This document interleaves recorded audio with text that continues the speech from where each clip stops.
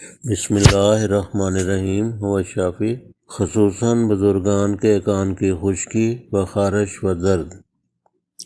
اس کے لیے ہم ایک ہومیوپیتھی کا نسخہ ناظرین کی خدمت میں پیش کر رہے ہیں، جس کے یہ 6 اجزاء ہیں: پیٹرولیم، ہیپرسل، پلسٹیلا، ٹیلوریم، مرکسال، سورائنم۔ یہ 30 طاقت میں کسی ہومیوپیتھک سٹور سے ایک ہی شیشی میں لیکوڈ فارم میں 20 ml کی مقدار میں بنوا لیں، اور ہومیو گلوبولز بھی جو دانے دانے ہوتے ہیں وہ بھی خرید لیں 50 گرام کے قریب۔ تو 10 گرام وہ لے لیں گلوبولز یا دانے، ان کے اوپر تھوڑے سے چاندے قطرے چھڑکیں کہ قدرے تار ہو جائیں، تو 5-7 دانے دن میں 3 دفعہ کھانا کھانے سے آدھا گھنٹہ پہلے استعمال کریں۔ اور اگر یہ نہ کر سکیں، اتنا تردد، اتنی تکلیف نہ کر سکیں، تو بنی بنائی دوائی R number 82 doctor Reckeweg and company Germany کی بنی ہوئی لے لیں۔ تو منرل واٹر 500 ml والی بوتل میں 50 قطرے ڈال کر زور سے 12 جھٹکے دیں۔ بالغ 2 ڈھکنے 3 دفعہ کھانا کھانے سے آدھا گھنٹہ پہلے، اور بچے 1 ڈھکنا دن میں 3 دفعہ کھانا کھانے سے پہلے استعمال کریں۔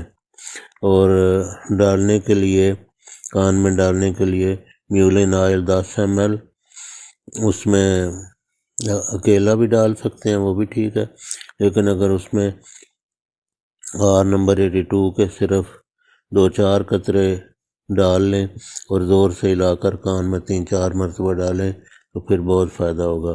خصوصاً بزرگان کے کان کے زخم، خارش، خشکی کے لیے درجہ مفید ہے۔ بڑھاپے کی عمر میں کانوں میں خشکی اور خارش اور ایسی علامات پیدا ہو جاتی ہیں۔ یہ یاد رکھیں کہ جو کھانے کی دوائی ہے، کیونکہ یہ ایک اندرونی مرض ہے، نرا دوائیاں ڈالنے سے فائدہ نہیں ہوتا، تو یہ کھانے کے لیے 82 نمبر، اور اس کے ساتھ اگر اطریف الاسو خدوس کلو گرام پیک، کیونکہ وہ سستی پڑے گی، چھوٹی پیک مہنگی پڑے گی، ہمدرد یا آفتاب کرشی یا کسی اچھے دوا ادارے کی بنی ہوئی لے لیں۔ بالغان 1.5 چمچ روزانہ 1 کپ دودھ نیم گرم کے ساتھ کئی ماہ تک استعمال کریں۔ اس سے نہ صرف کانوں کی خشکی دور ہوگی، اور بھی انشاءاللہ بہت سارے فوائد حاصل ہوں گے۔